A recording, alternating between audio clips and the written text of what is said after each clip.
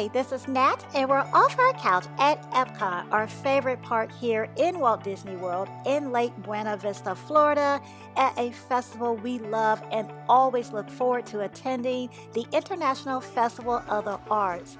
We are here on opening day, and this festival offers entertainment and live performances, such as the Disney on Broadway concert series, featuring performances from Disney on Broadway stars singing their award-winning numbers from hits like Tarzan, The Lion King, Frozen, and more.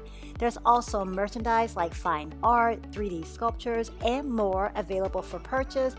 Art that we can even take part in, like Animation Academy, where you can learn to draw a Disney character, and the Paint by Number mural, where we're pitching in to create a colorful and enormous mural of Figment, the inspiration for this festival.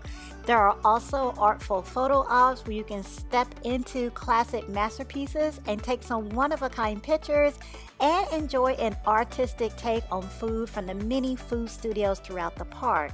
There is so much to enjoy at this festival, all of those activities and more, and it's happening January 13th through February 20th, 2023. We can't hit it all, but we'll go through our day and show some of the fun and the art that you can see, hear, experience, and taste at this festival. And if you're a fan of Walt Disney World, a fan of Epcot and the festivals, be sure to subscribe, please. As I stated, this is our favorite part. We love to come here, so continue to join us off the couch, please, here at Epcot. We really appreciate it.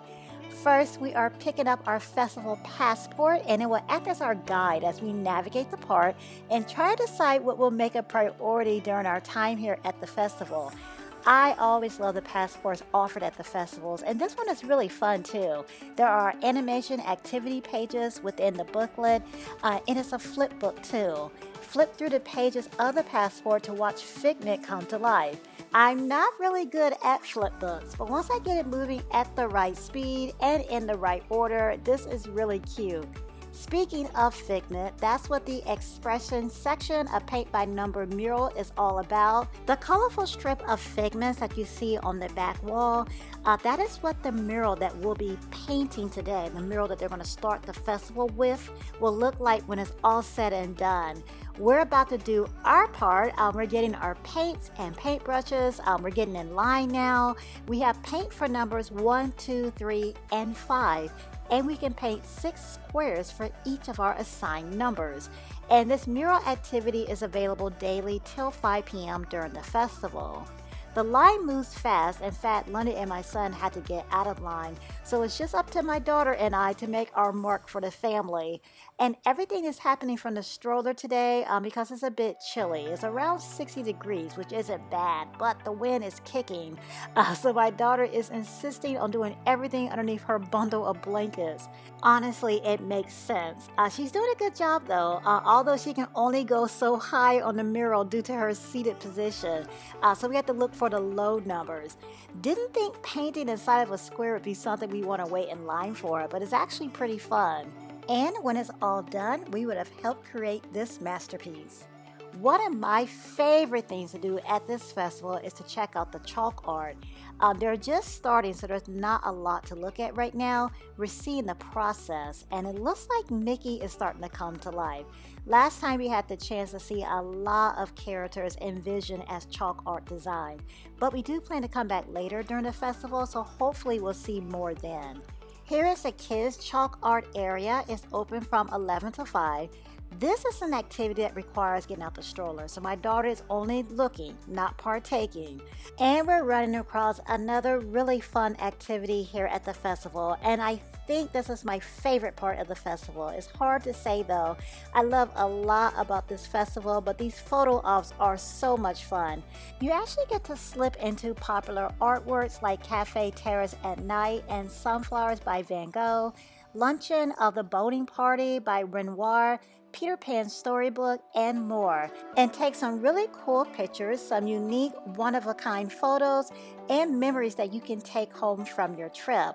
During our visit, I did see too that some of the Artful Photo Ops did have cast members there taking pictures as well.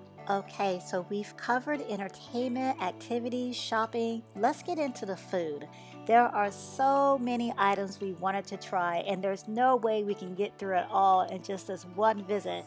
But we do have some must. Of the over 20 food stations we see in our festival passport, we're trying 5 items from 4 of the food stations. Starting with Deco Delights, which is across from Port of Entry. These are sweet treats inspired by Art Deco from the Gilded Jazz Age to the pastels of Miami Beach. I couldn't make up my mind. It all looks so good. So I let my daughter choose one, and she chose the orange mousse. It comes with lemon cake and raspberry meringues as well, and this actually tastes better than it looks. I don't normally give ratings because it's all subjective. I can hate something, you can love it, and neither one of us is right or wrong.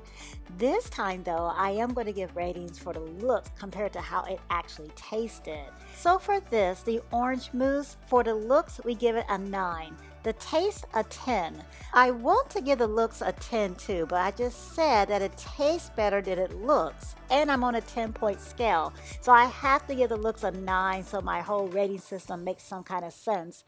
Anyways, the point is this dessert is great. The mousse has a light citrus flavor. It's phenomenal. The gels or the sauces, I'm not sure exactly what to call them. They are great for dipping, whether you're using the meringues or the lemon cake or just your fingers. We love these purple meringues, by the way. They're like wafers. They have such a great flavor and they just melt in your mouth. To summarize, it looks great, it tastes great, we highly recommend it. Next to Deco Delights is Pop Eats, mouth-watering masterpieces inspired by pop art of the 20th century.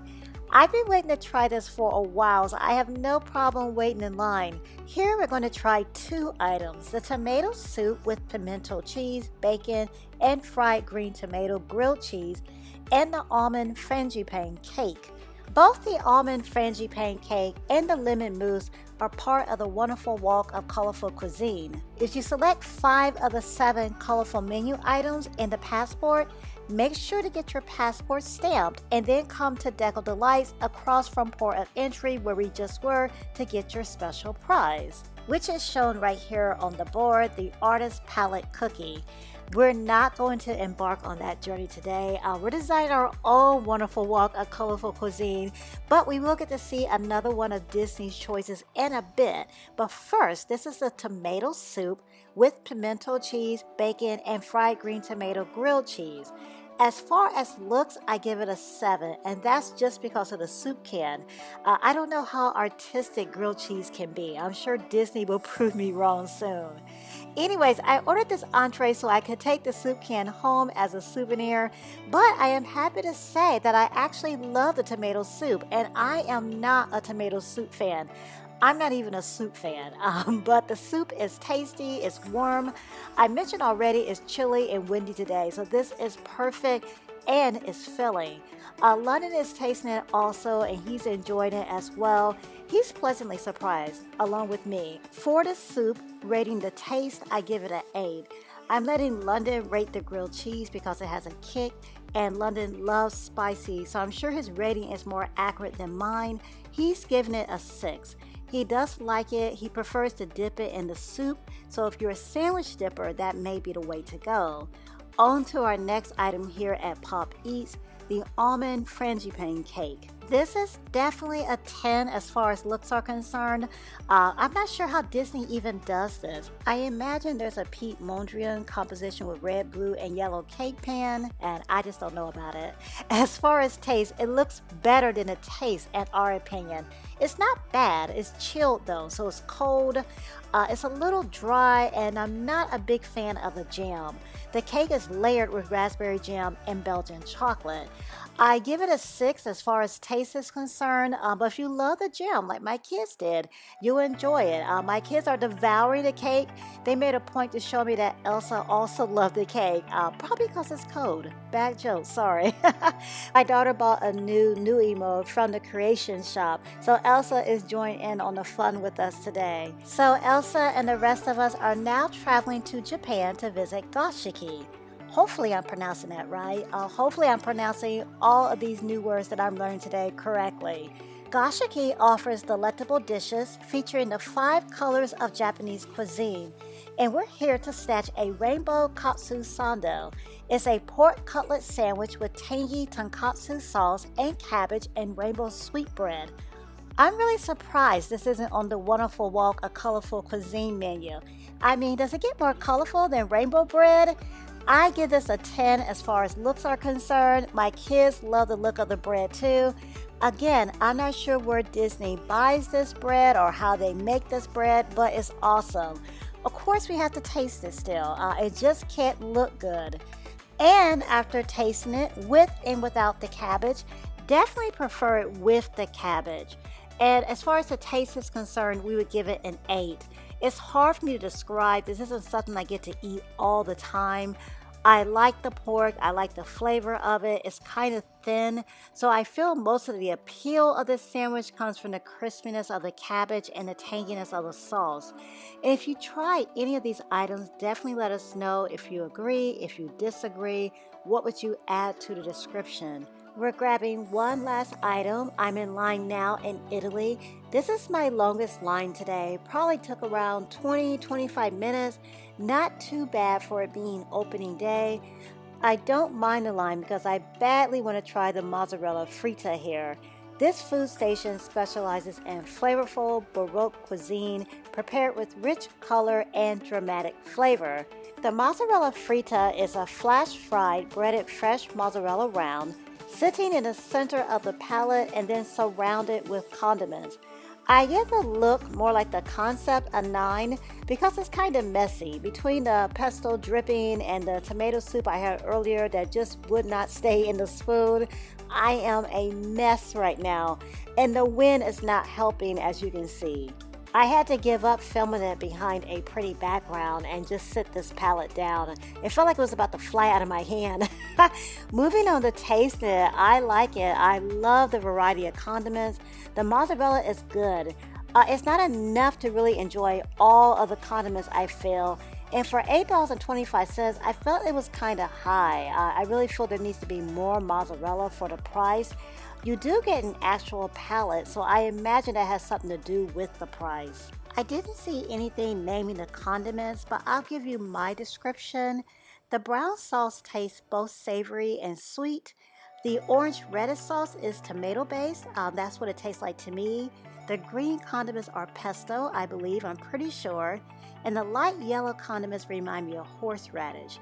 Again, love the concept, just asking, begging for more cheese.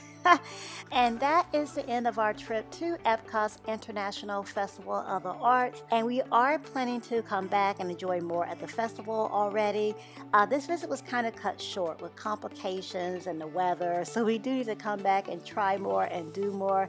And we'll be creating shorts to show more of the festival. So keep a lookout for that. And share with us what you're trying at the festival, what you want to try, what activities you plan to participate in, what entertainment you're looking forward to. Let us know if you've been to the festival already or if you're planning to attend. And if you found this video helpful, please hit the thumbs up button. Next video, we're back on the Emerald Coast, back in Northwest Florida in Destin, and enjoying one of our favorite attractions in Destin, Harbor Walk Village. Harbor Walk Village offers shopping, dining, entertainment, water excursions, and fun on land too. Subscribe if you yet to do so, and join us off the couch next video, please, as we discover more of the fun there is to be had at Harbor Walk Village. Thank you as always for joining us this video at Epcot. Thanks for exploring the International Festival of the Arts along with us. Thanks for sharing, commenting, and liking the video, and thanks for joining us off the couch. These adventures happen only because you all join us week after week, so thank you. Until next week, click on the video to see another one of our experiences. Thanks for watching.